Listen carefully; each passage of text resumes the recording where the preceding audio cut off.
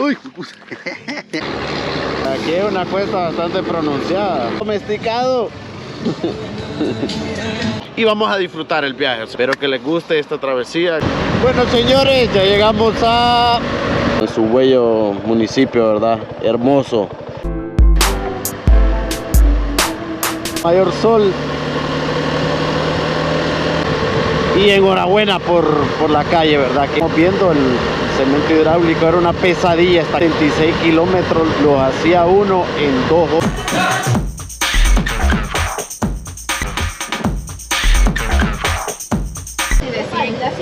Ajá, solo para comer, así no quiero. Y este creo que es como arándanos. La verdad, está en bandeja.